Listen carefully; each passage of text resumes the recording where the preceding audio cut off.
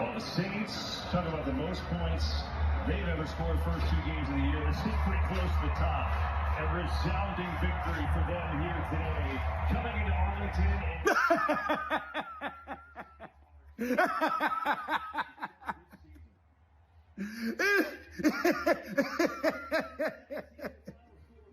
Week 2, and it's already started. How about them Cowboys?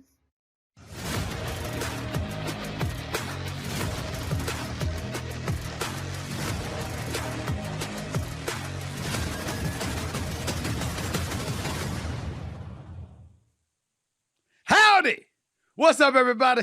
Welcome to the latest edition of the Stephen A. Smith Show, coming at you as I love to do at the very least 3 days a week over the digital airways of YouTube and, of course, iHeartRadio. Once again, I always take a moment to thank my subscribers and followers. We've now eclipsed 790,000 subscribers over on YouTube. And, of course, we've eclipsed over 2.5 million downloads over iHeartRadio. Can't thank y'all for the love and support enough. Keep it coming, and I'm going to keep on coming. By the way, to continue to like and follow the show, just click the button on the right-hand side, and you too shall be the latest member of the Stephen A. Smith Show family. And, of course, please don't forget to get a copy of my New York Times best-selling book, Straight Shooter, a memoir of second chances and first takes, now in paperback. Just go to straightshooterbook.com. Once again, that's straightshooterbook.com to get yourself a copy. You ain't got to wait until Christmas. It's right there for you. It's right there for you. It ain't damn a sports book either. It's a book about moi. Now, I understand if nobody in Dallas wants to buy my book, that would make sense. I understand if a Cowboy fan don't want to buy my book, that would make sense. Because watching me yesterday just laugh at you, I mean, listen, the Dallas Cowboys are the gift that keeps on giving.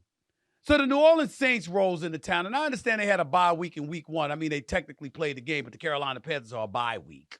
And we all know that, and I'll get into why in just a minute about the Carolina Panthers. But they blew out the Carolina Panthers 47-10 in week 1, and then they showed up. Yesterday. I'm talking about the New Orleans Saints in Dallas, Texas, Arlington to be exact. Jerry World, AT&T Stadium, that billion-dollar playpen, whatever words you want to use to describe it. And they ran roughshod over the Dallas Cowboys 44-19. Do you know that the New Orleans Saints scored a touchdown on their first 6 drives of the game? Do you know that one was for 80, another was for 70, and another for 70, and another for 70, and then one was for 20, and then another one was 69 yards? Did you know that? Did you know? Did you know that Alvin Kamara had 4 touchdowns yesterday by his damn self? Did you know that they had Derek Carr out there looking like Joe Montana? Did you know that the Dallas Cowboys have basically revealed that they can't stop the damn run? This is what you saw in their opener. Now, Dak Prescott went 27 for 39, throwing for nearly 300 yards with 1 touchdown and 2 interceptions. And I'm not going to even hold the interceptions against him because they were bleeding. He was trying to stop the hemorrhaging, trying to make something happen. That happens. But in the end, he wasn't the reason the Cowboys lost yesterday. Their defense was non-existent. I never heard of Alice, Texas. I never knew one existed. But that's what we're going to call it now from now on. We're going to call them the Alice Cowboys because you take the D out of Dallas. Don't even call them that. There is no defense right now. They got blitzed. Micah Parsons had 3 pressures, and you know that's my brother. I got love for him. But they couldn't do anything yesterday. And what is revealed is that anybody that's got a running game can beat the Dallas Cowboys, who, by the way, have the Baltimore Ravens next week, who are 0-2. Good luck with that one. You got Derrick Henry coming to town. And you got the Baltimore Ravens at 0-2. We know we don't expect that to last. And so it's one of those situations where Dallas got some problems. Ain't no way around it.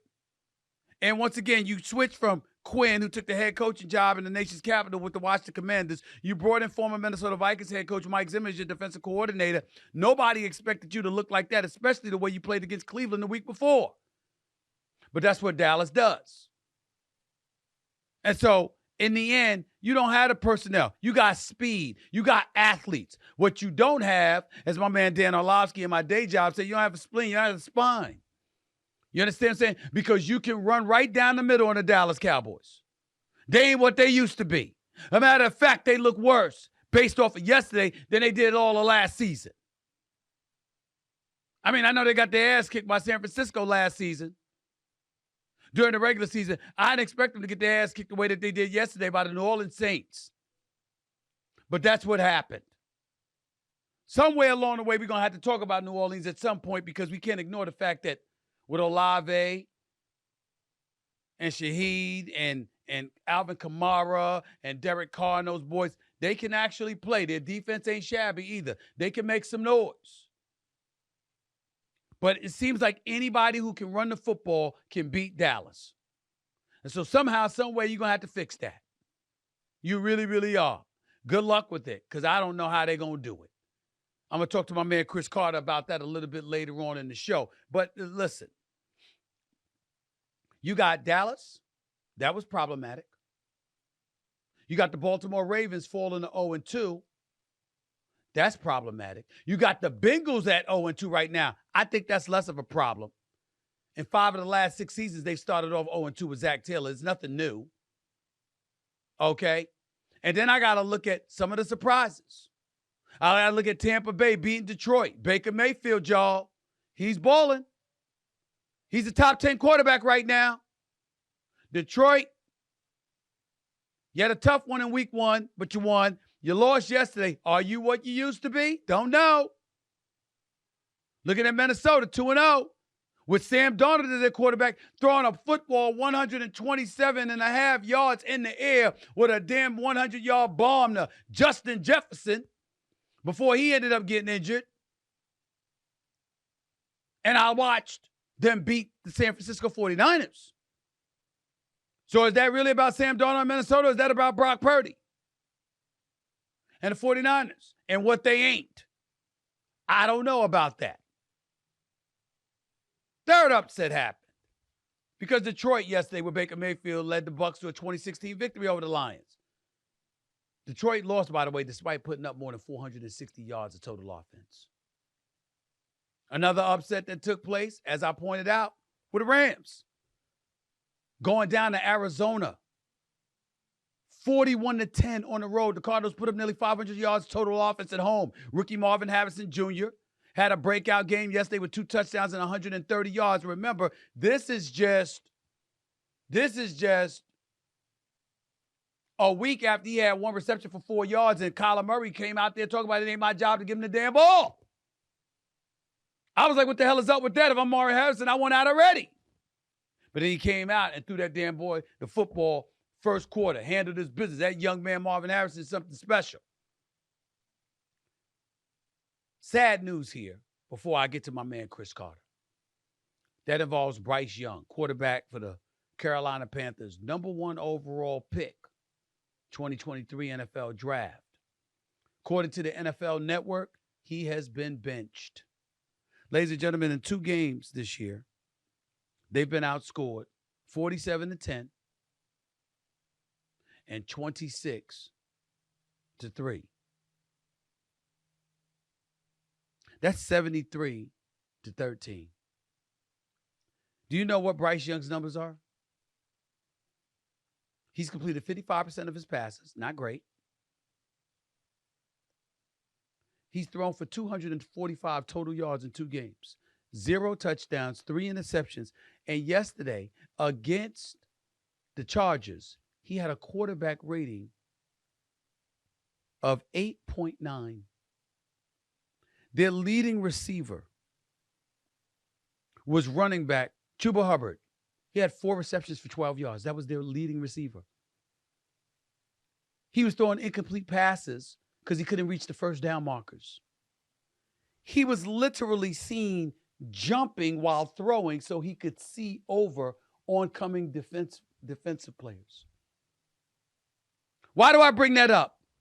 Because as much as I love him, when he started Alabama and he was an absolute stud and won the 2021 Heisman Trophy Award, before he got drafted, ladies and gentlemen, here is what I was saying after meeting Bryce Young at the Super Bowl in Arizona. Listen to what I said back then. This kid is sensational. I met him on Super Bowl Sunday, Coach. I couldn't believe how small he was. I'm very concerned about it. I'm not concerned about his skill set. I'm concerned about him being able to withstand the punishment that NFL players ultimately have to endure. I don't think it's an issue. I think you have to look at each individual player. This guy plays quarterback like a point guard in basketball. He knows where everybody is. He can extend plays. He creates throwing lanes for himself, which is important for a guy at his size. He can make all the throws. He's smart. He has a lot of the attributes from a psychological disposition standpoint that are necessary to excel at this position. Sorry, I was right. Bryce Young, it ain't about a skill set. It's about his size, his lack of physical prowess on the NFL level when you're going up against grown-ass men. And why does that matter? Because it has been announced, as I just talked about from the NFL Network, that he is being benched. Ladies and gentlemen, the second overall pick was C.J. Stroud. We all know what a stud he is. And by the way, I think Caleb Williams to Chicago is going to be a stud. I know he lost to Houston last night, but I like Caleb Williams. Okay? And he was getting slaughtered by Houston's defense. One hit after another after another. The abuse he was subjected to, I was like, damn. But he's big enough to take it and still had some nice throws. I believe in the brother. I'm not so certain I can say that about Bryce Young anymore. He's just too small. He's just too small. I usually don't disagree with Nick Saban about anything. When he was on my show at the time called No Mercy before we changed the name to the Stephen A. Smith Show. But it was pretty bad. But enough of me. Joining me in a minute, as he will be joining me every Monday, is my friend, my brother, the Hall of Famer. All he did was catch touchdown passes. The one and only Cris Carter, but y'all gonna have to wait a second. I got sponsors to feed.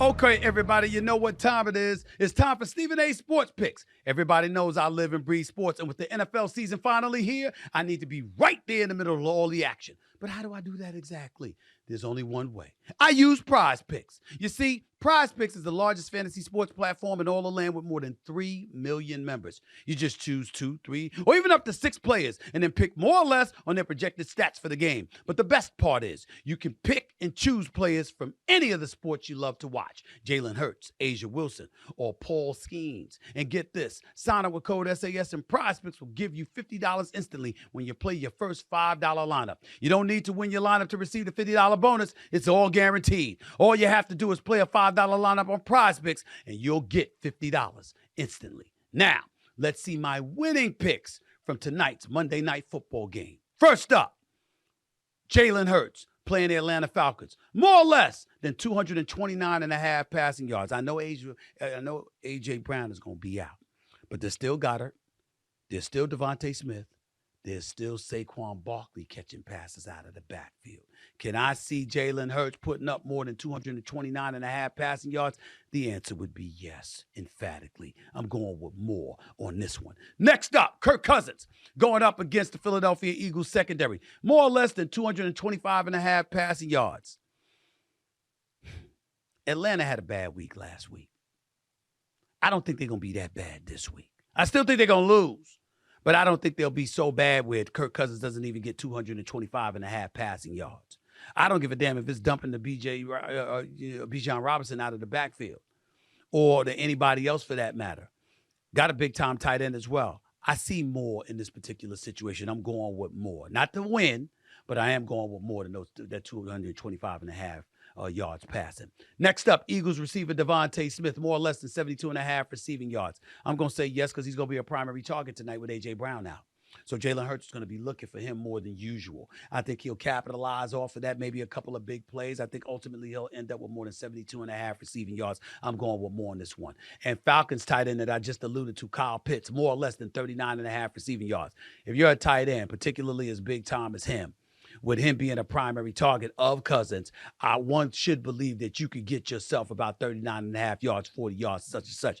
I think Kyle Pitts is going to do that. I'm going with more on this one as well. So let's recap. Jalen Hurts, Kirk Cousins, Devontae Smith, Kyle Pitts. More. That's PrizePicks, y'all. We're always trying to get you more. What does the future hold for business? Ask 9 experts and you'll get 10 answers. It's a bull market. It's a bear market. Rates will rise. Rates will fall. Inflation's up. Inflation's down. Can someone invent a crystal ball?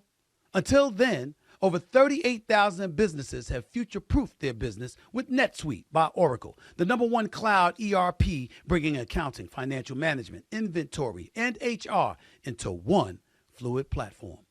With one unified business management suite, there's one source of truth, giving you the visibility and control you need to make quick decisions. With real-time insights and forecasting, you're peering into the future with actionable data. When you're closing the books in days, not weeks, you're spending less time looking backwards and more time on what's next. Whether your company is earning millions or even hundreds of millions, NetSuite helps you respond to immediate challenges and seize your biggest opportunities. Download the CFO's Guide to AI and Machine Learning for free at netsuite.com/SAS. That's netsuite.com/SAS. You heard me, netsuite.com/SAS. Joining me now, as he will be doing every Monday this season, is my friend, my brother, the Hall of Fame wide receiver, Cris Carter. What's going on, big time? How are you, CC? How's everything? Man, we've been talking the last couple of weeks and everything. I got confidence in you. And you told me I was going to be on the show and everything. But now I got inside information, bro. I know your sister want me to be on the show. I know I got a future. You're damn right you got a future. I mean, Carmen Run thinks she's the power behind the throne. You know how she rolls. Cris, I'm having a beautiful Monday because, that disgusting, nauseating fan base that gets on my last damn nerves, them Dallas Cowboys. I mean, I'm not talking about the folks in Texas, but everywhere else. You thought every year they're going to win the Super Bowl. I saw the New Orleans Saints score on their first 6 drives. I saw them have an absolute field day with them. It was hilarious to me. I didn't realize that Dallas was going to be so weak against the run or what have you. When you saw what New Orleans did to them yesterday, what were your thoughts? Well, it was basically a continuation of the conversation this offseason. Last season, Dallas, very, very good at home, struggled in their last home game. Why? Because they couldn't defend the run. The month of December, couldn't defend the run. This offseason, what did they do? If you got a hole in your floor, you better call somebody. All they did was call up Zimmer. They ain't call up no personnel. Now, Zim does have a good scheme that typically takes people out of their run. But the NFL, it's about personnel. And they don't have the personnel, nor have they changed in the offseason. So this is a story from 2023 continuing over the 2024, and this will affect their trajectory as a football team, because there is nothing worse than getting run on or having your quarterback sacked or hit an awful lot. And it's hard to win the NFL if you have one of those things. So basically what you're trying to tell me is that I might be right. When I was struggling to put them as one of the top 6 teams in the NFC, top 7 teams in the NFC, in terms of being one of those teams that got a playoff spot, I might not have been wrong. Mm-hmm. When I'm looking at New Orleans, when I'm looking at Tampa, when I'm looking at Seattle, even though San Francisco lost to Minnesota, I'm looking at them. Mm-hmm. You're looking at Green Bay, you're looking at Detroit, you're looking at the Philadelphia Eagles. The Dallas Cowboys, it's entirely plausible that they could miss the playoffs. Is that what you're saying? Well, I don't think that they're going to miss the playoffs. Besides Philadelphia, there's no need to be concerned about anyone in NFC East. So they're definitely set up to be a wild card. Philadelphia, I believe, can have a special season. But the way that the team is set up, there are other teams that they don't match up well against. And when you talk about the San Francisco, the Green Bay, and now New Orleans and or Tampa Bay, Detroit, all these teams, Minnesota, almost everybody in the NFC, brother, if they're good, they can run the football. So that will be a big problem. That will be a conversation to go have throughout the season about the Cowboys and their defense. I'm looking at that, and I get where you're coming from with it. I'm just of the mindset. Football's a team sport. We all get that. But somebody, when you pay these brothers big money, you're looking for somebody to stop the bleeding. And one could easily argue that I understand that New Orleans was having their way with them. The Saints was doing what they want to do. Derek Carr and obviously, you look at Alvin Kamara and what he was doing against them. Olave's no joke. Shaheed is no joke. Mm-hmm. I'm still looking at it from the standpoint that Dallas got the ball back. Dak Prescott, y'all scored on 4 of your first 5 possessions, but 3 of them was field goals. What about them, what they do offensively, what they bring to the table offensively? Do you see Dallas as being as good as they were last year or weaker? Well, I think they're weaker offensively because outside of CD Lamb, who can they throw the ball to on a regular basis? Like, who is a proven commodity? Brandon Cooks he's been up and down throughout his career, and you can turn on the Cowboys on a given Sunday, and Brandon Cook, you won't even know if he's on the team. So it's hard to have your number 2 guy that disappears like that. So I have concern. They are not explosive at the running back position. They are more of a ball control team. And Ezekiel Elliott being at the end of his career, nothing wrong with that, but they just don't have an explosive player that they can put in the backfield. So those are problems. Last year, they're great passing attack. But once they got to the playoffs, they're still one-dimensional. Right now, they're a one-dimensional offense, and they will have plenty of problems trying to figure out how to add variety to that offense as they go throughout the season. Let me transition to the Bengals and the Chiefs because obviously that pass interference call saved the Chiefs there, whatever. I'm looking at a Patrick Mahomes 17th in QBR thus far in the first 2 games of this season. I'm looking at Travis Kelce, my brother from another mother, got love for him the whole bit, one of the greatest tight ends in the history of football. But yesterday we saw more Taylor Swift than we saw from him on a Sunday afternoon on a football field. Damn, 1 reception for 5 yards. I expected better. We saw Xavier Worthy. Bengals talking smack before the game. He goes out there. They say that he's limited. They held him to 2 receptions for 17 yards. I expected better from the Kansas City Chiefs yesterday. I expected better from them offensively than what we've seen the first 2 games of this season. How concerned should we be? Or should we just shove it aside because, you know what, Patrick Mahomes is there and everything will be taken care of? Well, you shouldn't shove it aside. It's a conversation of they have more varieties to win than they had last year. We talked about this last year with Justin Fields and the Pittsburgh Steelers. Kansas City can win a defensive game. They can win in a shootout. Patrick Mahomes can throw for 5 touchdown passes. Their defense can shut people down. Like Spagnuolo and Andy Reid, that combination gives them championship, not only pedigree, but ideas of how they can win games. Bill Belichick used to say this all the time. Most games in the NFL are lost. So Kansas City, they're a good football team. They didn't play good, but they didn't lose the game in the first 3.5 quarters. That's what's allowed them to be in the game late. Yes, they got a pass interference call. It was the right call at the right time. But because they're a veteran team and because their defense is good and because they can run the ball, how they're going to win is going to be different week in and week out. Now, you mentioned Travis Kelce. I've been knowing him since he was a rookie coming into the NFL out of Cincinnati. He came to do his training here in South Florida. I'm going to tell you, this is the first offseason that I did not see Travis Kelce in South Florida doing what he had done to make him legendary, potentially the best tight end ever. He wasn't doing that, not in South Florida. So as you get in your career, and once you get into certain relationships, they can alter your training. Let's try to keep the main thing the main thing. I hope he goes on to have a great year. But that's just an observation with someone who has seen that kid train. And now he's become an icon on and off the field. And now we get off to a slow start at this point in your career. That's just a symptom. And I think that being able to share that with someone like you, I think it will hold some weight. A symptom of what?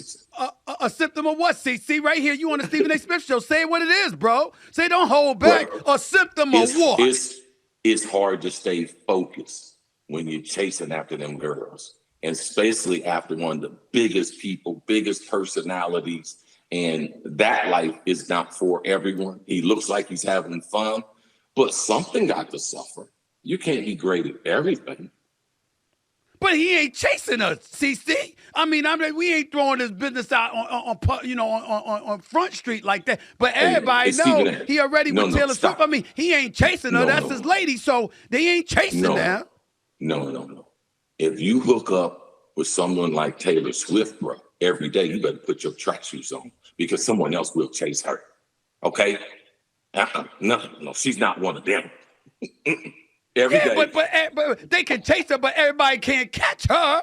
I mean, you can't get. She got more security detail than the president of the United States had the damn time. You can't get that close to her. So the fact that he got close to her, I don't know if I'm buying that with you, CC. I don't know if I'm buying that one. Now again, if he was trying to get with her, that would be different. But the fact that he got her, she's showing up to the games. So there ain't no damn reason for her to be in Kansas City other than Travis Kelce. She there all the time. So clearly he ain't chasing. He caught her. That's all I'm saying. He's absolutely. And mad respect for Travis Kelce because he had been dating his sister since high school. That's right. And don't get me started with the sisters that he dated. I mean, you talk about his decision making. It's just it was just impeccable. I'm just gonna leave it at that. It's just impeccable. I mean, if you gonna go the other route, it had damn well had been a Taylor Swift because with the sisters that he was hooking up with, I mean, it was something spectacular to behold. But nevertheless. You know what? He's got New Heights, his podcast. He's doing big things. We know he got his bag from the Kansas City Chiefs. It's just 2 games. We know he's going to turn it around because it's something. Because he also started big slow time. last year. He had an injury. Well, that's what I'm saying. Season. Yeah. Now, last year was when he was chasing. See, last year was when he was chasing. Your argument would have made more sense about last year. This year is a little bit different. So how much culpability is on him, or could it be on Andy Reid and Andy Reid not utilizing him as effectively as he can because he's trying to fit other pieces into the equation? What about that argument? I think Andy Reid went into this game trying to win the game. And as the flow of the game, they didn't have a good flow to it. They had to run the ball, eat up the clock, end up getting the injury in there.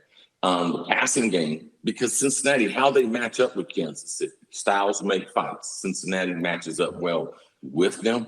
They can rush the minimum amount of people and play a lot of coverage, and that slows them down. Andy Reid, if they were to play in the playoffs, he would figure that out because he knows if they're going to be successful, Kelce's got to be a big part of that. Let me ask you this trick question. This is a trick question for you, CC. I'm gonna throw it your way because it's on my mind right now. Because you brought it up. So it's on my mind. I'm gonna ask you this question. What's harder to deal with, CC? And I gotta ask this question. If you because you distracted by a significant other, or distracted by cities like Miami, places like that, you know what I'm saying? LA, stuff like that. I mean, what's the bigger distraction for a professional athlete, particularly in the world of football? Is it a sad individual, or could it be temptation islands in respective cities throughout the country? What would you say? Well, it depends on what their personality is. It depends on what their flavor is, if they're outgoing or if they're introverts. But to me, the cities are a bigger detriment because there are more distractions compared to an individual, or if a guy just likes to enjoy himself, if he has multiple relationships that he tries to juggle at once. I still think that the cities are undefeated. Miami, LA, if you don't control yourself in those cities will swallow you up. They have swallowed up athletes for decades, and you will not be the one to master. So I think that the city and the other things, the accoutrements that come with the cities, I think that's more of a distraction than individuals. I was just having fun with you because that's what, to me, I've joked on many times in the past. That's the argument. That's the only argument I gave in favor of LeBron James being the GOAT. He won in Miami and LA. You see what I'm saying? I mean, when you got those cities, it's distractions, and you somehow maintain focus. You D-Wade, and you were in Miami all of those years, and you winning 3 championships. I mean, my God, focus. You look Kobe Bryant, you in L.A., and you win 5 championships with all those distractions and la-la. focus. So I got to give Right. credit where credit is due, you know, when you win in cities like that. But let me get back to football, my man. But you go ahead. You do remember that my good friend is Ron Harper, and I traveled around with the Bulls at Michael Jordan. In Chicago, it's not bad with Michael Jordan, but also wherever Michael went, it was Hollywood. So that was pretty special too. I'm just thinking about the number of people who caught frostbite trying to see him because it was so damn cold in Chicago from November through March. That's all I was thinking about. But I get your point. Let me ask you this. Going back to the Bengals, I've been of the mindset, I hope they lose every damn game until Jamar Chase gets his money. I know he got an insurance policy and all of this stuff, but you pay Justin Jefferson, you pay CeeDee Lamb, stuff like that. He's in that category. Give this man his money. What has been your thoughts about the Jamar Chase situation with the Bengals and their notoriously cheap owner, Mike Brown? Okay, Steven, I got to disagree with you. Okay. And it's not about the money. It's about the timing. Now, unless the Cincinnati Bengals. Now, I had discussions with the Minnesota Vikings about tearing up Justin Jefferson's contract over 2 years ago in London. I told them then they should pay him $35 million. The highest paid player was making $25 million. They were like, Christian, you crazy? I said, no, he is that kind of good. Chase is the same way, but him and CeeDee Lamb, they had both done 4 years compared to 3 years. Now, this brother's been to the Super Bowl. So that's the really only thing that he's gotten over them. But that extra year that takes you into the last year of your contract, if I was the Bengals, it's better for them. He's got 2 years left on his contract. I would sign him to $35 million and $1 because it's going to be prorated. It's going to end up being around $30 million because he's also got 2 more years left on the contract. So I'm all for him getting paid, but let's keep apples compared to apples. CeeDee Lamb and them are 1 year older, and they had 1 year less on their contracts when they were able to negotiate their record-breaking contracts. So you're saying because he has 2 years left, be patient, suck it up. If you're going to look at the situation, look at the fact that they had a year to go before they got their deal. You got 2 years to go, so it's not going to work out. Joe Burrow, they didn't tear up his deal. They made him go to his option year like everyone else, and then they extended it. If they had set some type of precedent within the organization that they were extending people before the contracts were up with 2 years left, then yes, it should be recognized. But you have to know who your business partner is. Mike Brown, man, that man ain't spent no money on no clothes or nothing. If he could have minimum facilities, he would have that. If the NFL didn't have a minimum salary cap, he would spend the minimum amount of dollars on the players. He's always been that way. So know who you're doing business with, but take into consideration the precedent with JJ and CeeDee Lamb. They were 1 year older, 1 year into the contract compared to Chase's argument there in Cincinnati. We brought up Justin Jefferson and what he's capable of, and arguably the best receiver in football, even though I look at Tyreek Hill and I see somebody spectacular. I looked at Sam Darnold and how he's looking thus far. Should we be paying attention to Minnesota? Have we been sleeping on them? Have we been underestimating what Minnesota could potentially do this year?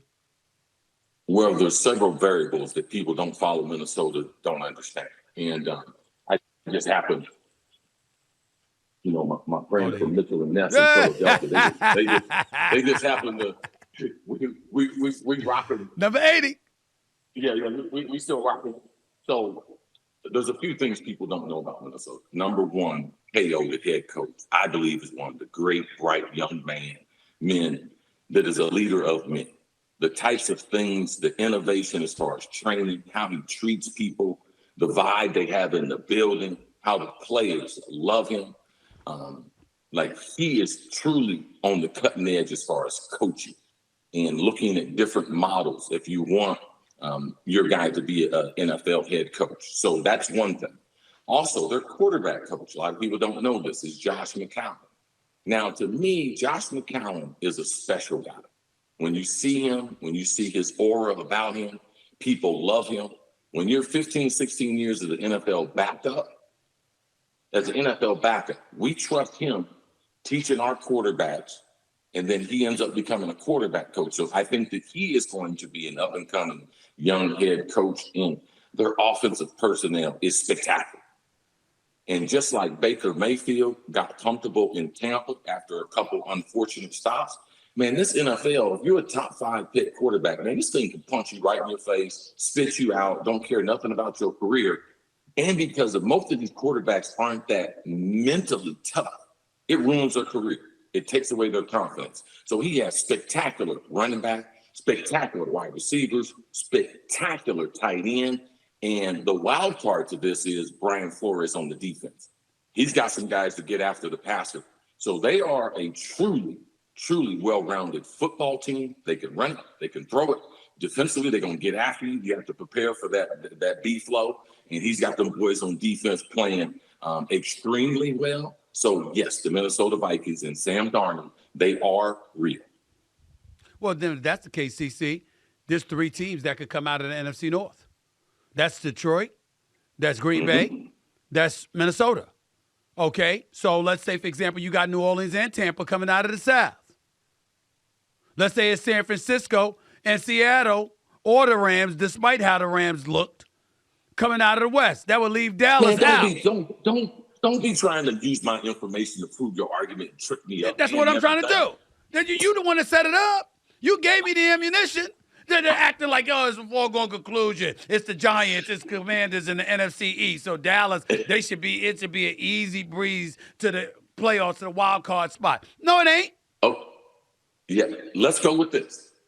When you get new information, you have the right to be able to change your opinion. You just gave me new information. Yeah.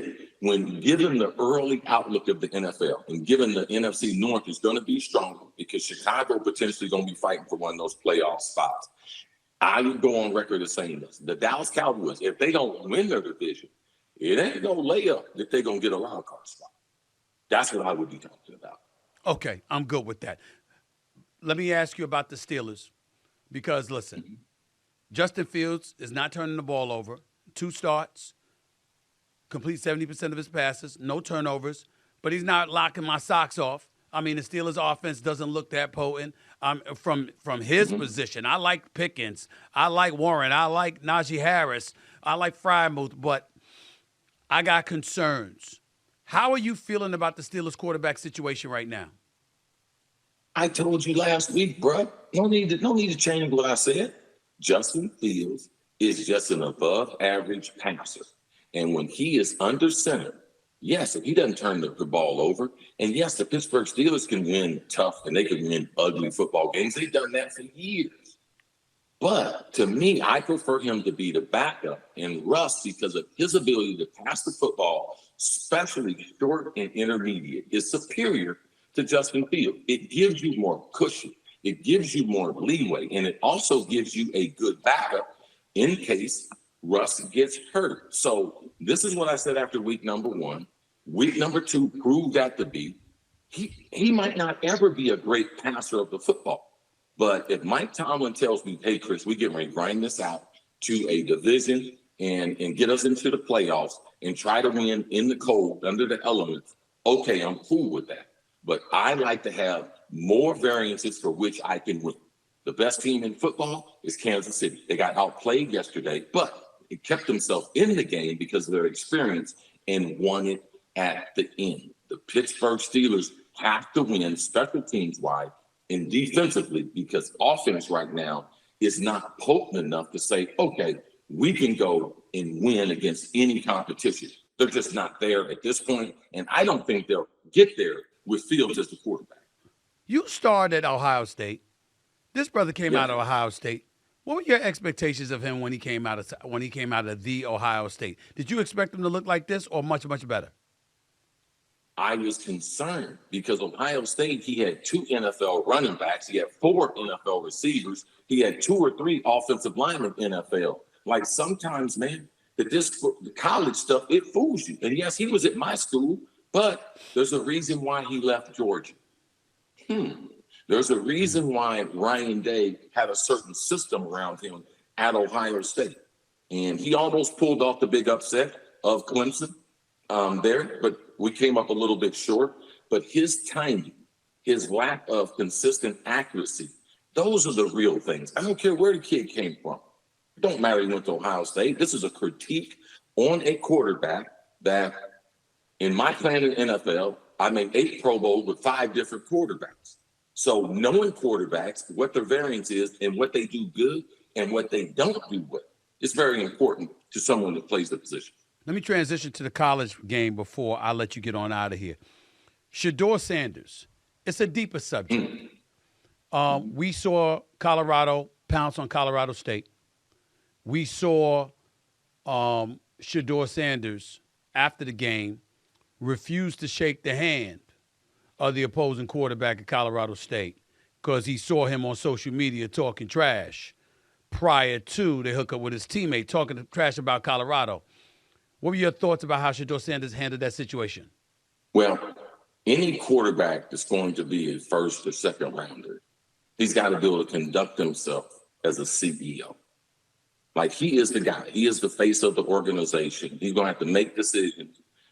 He's going to have to be above reproach as far from a leadership standpoint. And Shadeur, this just didn't start this weekend with him. Man, this has started since this kid has been in Little League, man. Prime out there coaching with gold on, glasses on, since this kid to start playing football. His dad's been his coach. So this is what they have faced. So at some point, you have to be able to fight back to be able to defend yourself. And his only defense was, I don't fool with you, man. I don't roll with you. I heard what you said.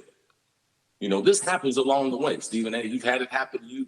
People say stuff, and then next thing you know, you meet up with them in public, and then it's, hey, shut your death. Hey, how you doing, bro? No, man, get out my face, man. I heard what you said. Yeah. I had an incident where when I didn't get into the Pro Football Hall of Fame, and I was at the NFL hotel, and I came downstairs, and it was a guy on NFL Network. And he was a brother, and me and Michael Irvin embraced, and you know how that's a very, very sensitive situation. Yep. And Mike was like, bro, you know, they're going to give it to you. And then when I got done with him, you know, this brother, he was like, oh, man, Chris, you know, man, they screwed you over. You know, I hope everybody know that. And I was like, bro, you was just on TV. I was just watching you upstairs. You didn't say nothing. You didn't defend me. You didn't do nothing. Now, I don't need you. My resume speaks for itself, but don't try to act like you're out here trying to help me when you're really not trying to help me. This quarterback did not have Shadeur's best interest at heart. That's why he was running his mouth. So now we didn't stop the game. No, bro. I ain't about that. So I truly respect what he's doing and how he went about it. And he didn't make a big mockery of the kid and everything. He just let him know that I know. And sometimes in your life, you have to be able to do that. When I saw his reaction initially, I didn't like it because as being primetime Deion Sanders' son, you know he's going to be held to the same thing. Because let's call it what it is, CC. There's a whole bunch of people out there. Me and you ain't doing it, but there's a whole bunch of people out there that want Deion Sanders to fall flat on his face. They want him to lose. They want him to be embarrassed. They want him. They don't want anything good for him. I love him. I think I never asked you, but I think you got love for him. I know I do, and I don't root against him. Prime is the real deal. No doubt. He has been. He's been 100% authentic about who he is from the beginning. Always. And I love him to death. But I looked at his son, and I said, damn, I hope that ain't ammunition to judge him. Then somebody sent me the video of the quarterback, Braden Fowler, Nicolosi, and Torrey Horton. And they were like, yo, we want to murder them. And then the other guy, the quarterback, was like, yo, they talking this smack, but this ain't social media. We going to get at them. You know, you go on Instagram. I mean, they were saying they were extra. And I said, oh, yeah. Oh, hell no. Yeah, that makes perfect sense. How he said, nah, I saw what you said. No, you can't F with me. You know, that kind of stuff. And you knew it was something extra that was coming Shadeur Sanders' way leading into the game. That's not the way opponents normally talk about the competition. It was kind of personal, and I didn't like it, and that's why I'm backing Shadeur Sanders on this. Yeah, and we should. And also, man, if I'm going to talk trash to somebody, guess what? It's not going to be someone that's being trained by Tom Brady.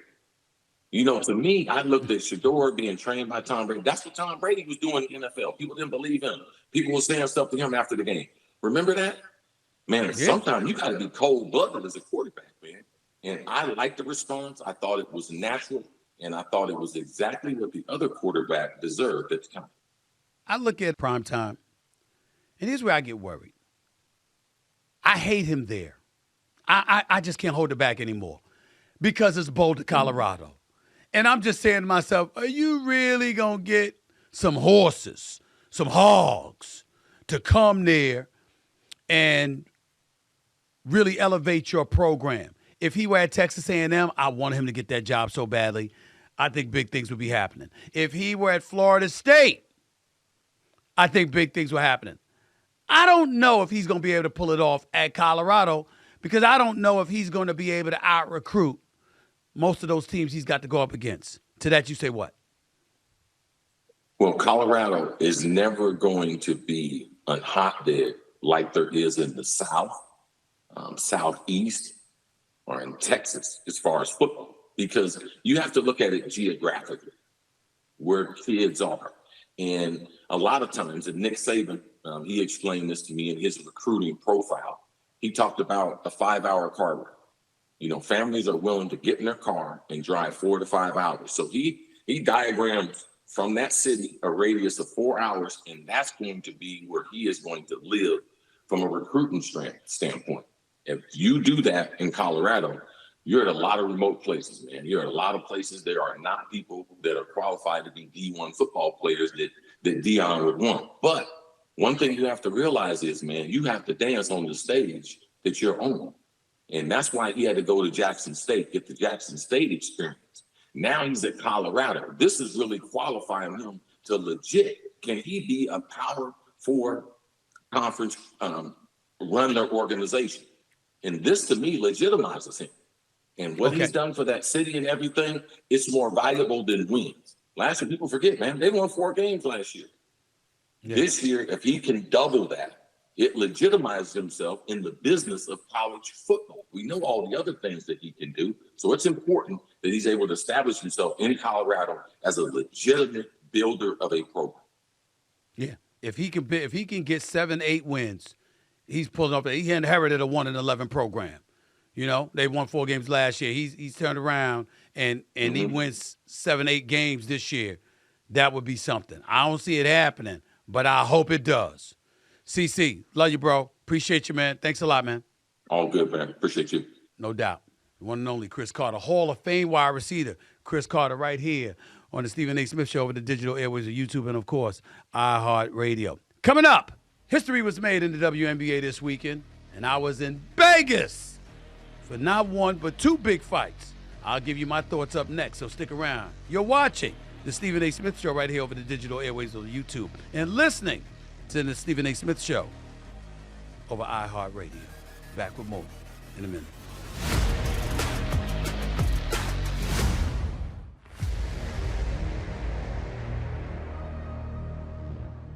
The NFL season is off and running, and PrizePicks has got you covered when it comes to helping you make some big-time money. And who doesn't like making money? You see, PrizePicks is a daily fantasy app where you can select 2 or more of your favorite players, and then you pick more or less on their projected stats. It's not only incredibly easy, but takes only 60 seconds to make your picks, y'all. But the best part is this. PrizePicks has something for every sports fan. The WNBA, the MMA, League of Legends, and everything in between. Pick the stats for Caitlin Clark, Patrick Mahomes, and Dricus Duplessis, all in the same entry. And get this, sign up with code SAS and PrizePicks will give you $50 instantly when you play your first $5 lineup. You don't need to win your lineup to receive the $50 bonus. It's guaranteed. All you have to do is play a $5 lineup on PrizePicks and you'll get $50 instantly.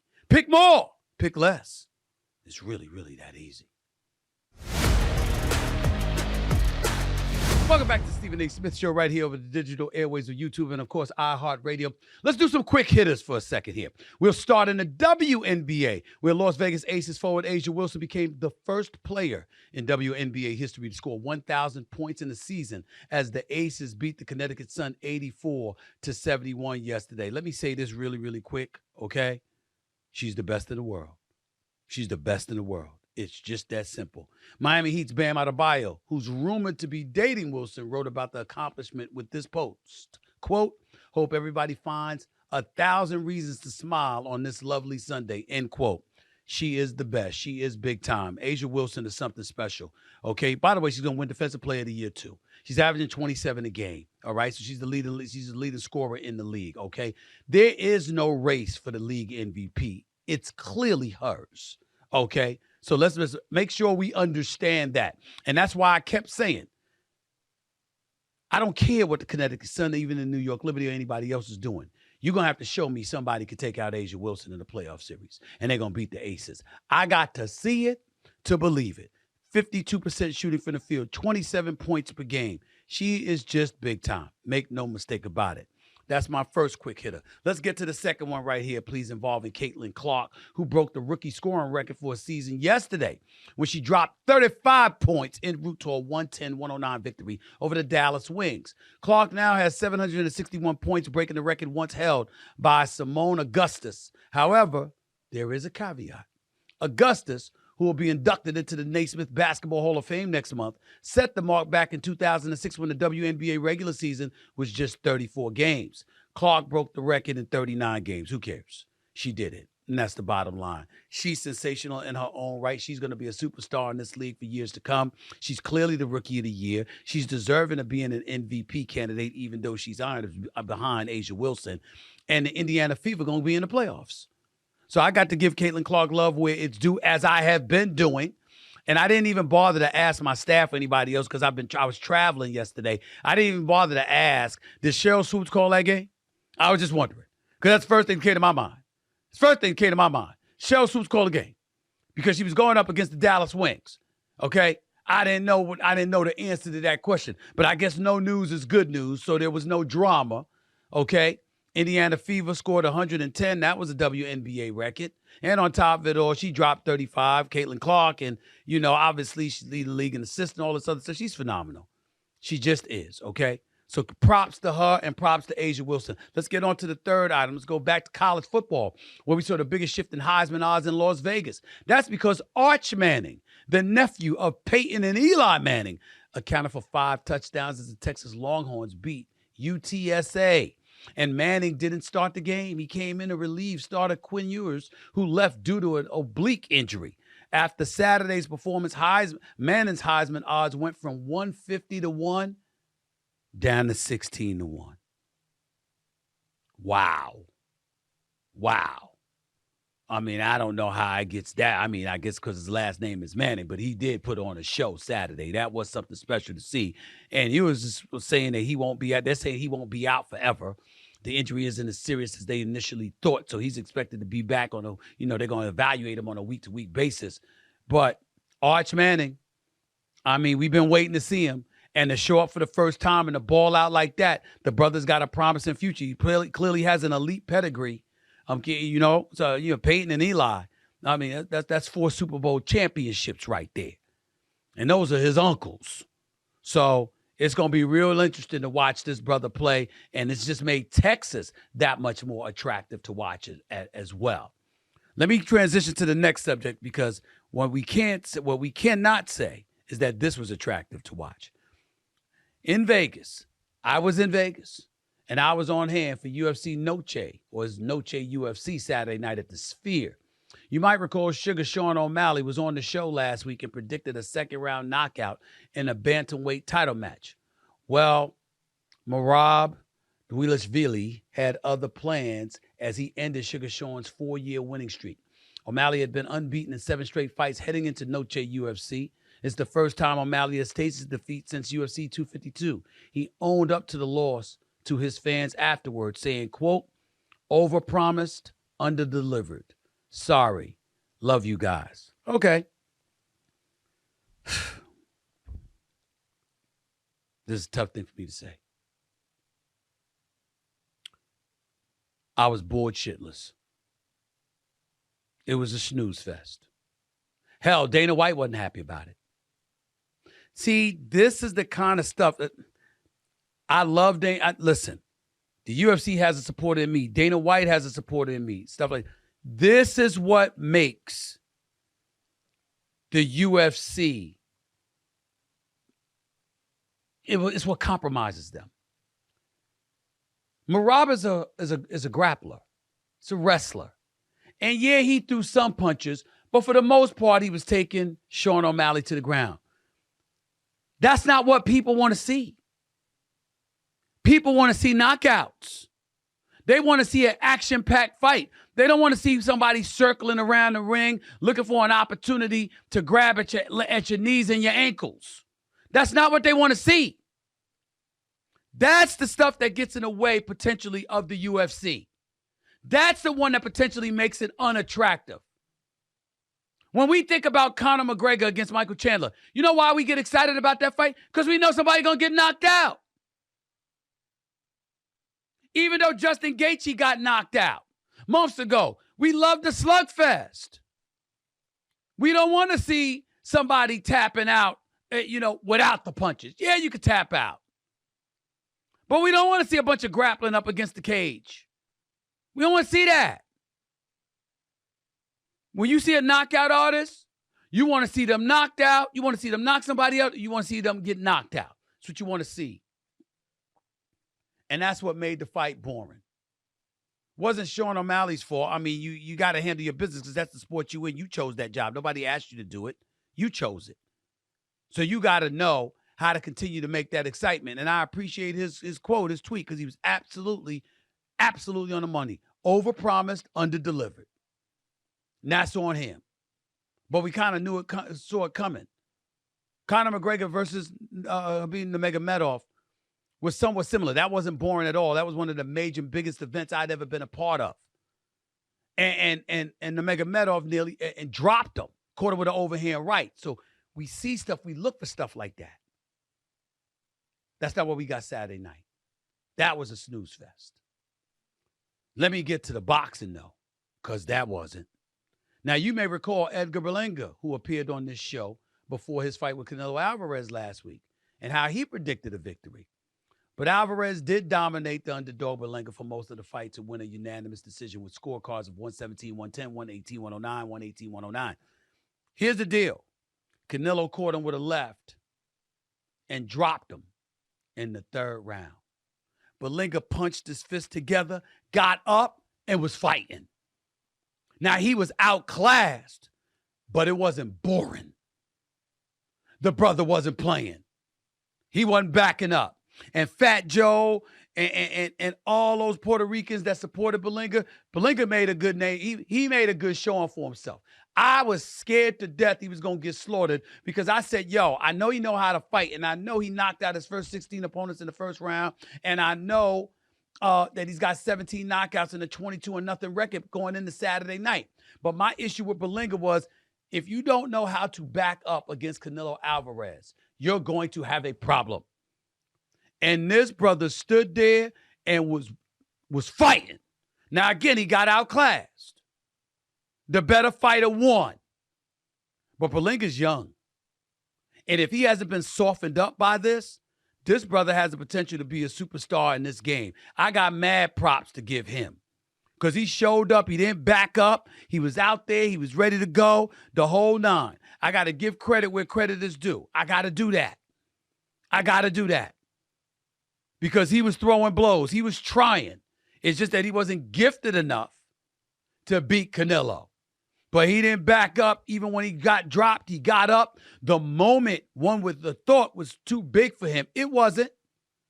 He just wasn't a superior boxer. That's all it was. But Berlanga is somebody to watch in the future. And by the way, as an aside, the Prince, Saudi Arabia, was sitting ringside. I'm not going to try to pronounce his name for y'all all over these airwaves, but I'm going to tell you this. They called me on my phone. They asked me to come down to ringside to see him. And sitting next to him was Terrence Crawford. And Terrence Crawford, he and I had a conversation for about 5 minutes in between fights.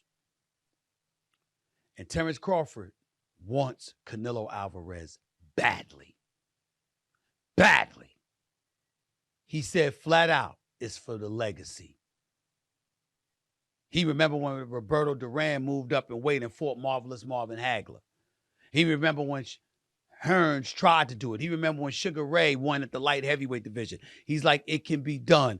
Canelo Alvarez can be beaten. I can beat Canelo Alvarez. And I got to tell you, Terrence Crawford looked a little bit bigger. He wants one fight and one fight only. And he is willing to move up to 168 to fight Canelo Alvarez at the super middleweight division for the super middleweight title. The more I listen to him speak, the more I don't mind the thought of that fight happening. I just wanted to say that. Coming up, there was another assassination attempt on former President Donald Trump over the weekend. I can't do the show and ignore that issue. Gotta touch it. That's coming up next right here on the Stephen A. Smith Show over the digital airwaves, YouTube, and of course, iHeartRadio. Back with more in a minute. Welcome back to Stephen A. Smith Show right here over the digital airwaves of YouTube and, of course, iHeartRadio. I have to transition to a different subject, a far more serious subject, because obviously we don't run from serious subjects on this show. On Sunday, former President Donald Trump was the subject of yet another apparent assassination attempt, the second in roughly 2 months. This time, shots were fired from the Secret Service at Trump National Golf Club in West Palm Beach, Florida, where the former president was golfing. The Secret Service, moving ahead of the Republican nominee on the course, spotted the barrel of a gun sticking through the bushes that aligned the course. According to the New York Times, investigators say cell phone data shows the suspect appeared to have waited near the golf course for about 12 hours. Officials say the suspect, identified as 58-year-old Ryan Wesley Routh, was roughly 400 yards away. He was engaged with gunfire from security, and he eventually fled the scene. He was captured not too long afterwards and charged with possessing a firearm as a felon and possessing a firearm with an obliterated serial number. President Joe Biden released a statement and had this to say, quote, "I've been briefed by my team regarding what federal law enforcement is investigating as a possible assassination attempt of former President Trump today. A suspect is in custody, and I commend the work of the Secret Service and their law enforcement partners for their vigilance and their efforts to keep the former president and those around him safe. I'm relieved that the former president is unharmed. There is an active investigation into this incident as law enforcement gathers more detail about what happened. As I've said many times, there is no place for political violence or for any violence ever in our country. And I've directed my team to continue to ensure that the Secret Service has every resource, capability, and protective measure necessary to ensure the former president's continued safety." End quote. Donald Trump, however, believes it is the rhetoric from his opponents on the left causing this to happen, saying of the shooter, quote, "He believed the rhetoric of Biden and Harris, and he acted on it. Their rhetoric is causing me to be shot at when I'm the one who's going to save the country, and they're the ones that are destroying the country, both from the inside and out," end quote. First things first. Thank God nothing happened to former President Donald Trump. Let's get that out of the way first. No matter what you may think of him or what have you, we don't wish, and we shouldn't wish that kind of violence upon anybody. So let's get that out the way. Number two, respectfully to former President Donald Trump, if you're going to blame the rhetoric of Biden and Harris and the left, what about your rhetoric? They're trying to destroy the country. You're trying to save the country, et cetera, et cetera. Isn't that rhetoric just as incendiary? So those who live in glass houses shouldn't throw stones, figuratively speaking, of course. Number two. Number three. Why isn't Routh dead?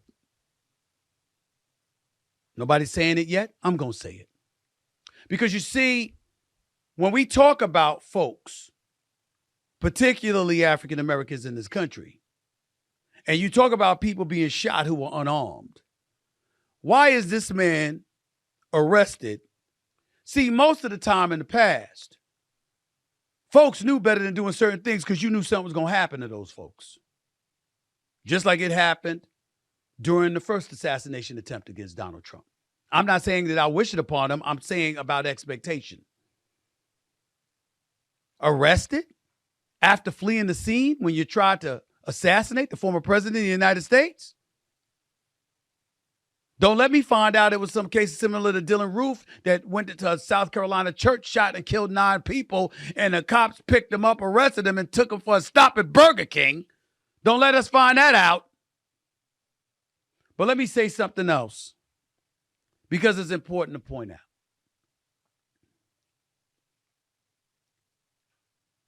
Nothing had better happen to Donald Trump. God help this country if it does. Because if something happens to him, considering the rhetoric, considering the violent tendencies that we've been witnessing from people, considering the mayhem that's been taking place throughout America over the last few years or so, all it's going to serve is as an excuse for somebody to try to do something to somebody on the left. Whether it's Biden, Harris, or somebody else. We need to shut that down collectively. We need to come together as a nation and make sure everybody understands there's a standard that will be upheld. This is a democracy. This is America. You don't get to just do what you want to do. We're a civilized society. And we don't go for all of that mayhem. In a democratic society, we don't like you 4 years, your behind is out. 6 years if you're a senator, 2 years if you're a congressional figure.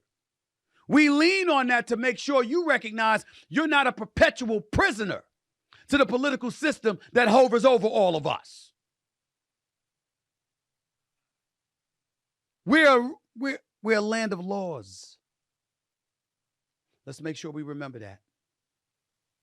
And let's make sure that we enforce it with the stiffness and rigidity that's necessary to provide the strongest disincentive for anybody to do something like that. Because you know, as well as I do, if anything happens to somebody on the left, somebody on the left's going to do it to somebody on the right, or at least try to, and vice versa.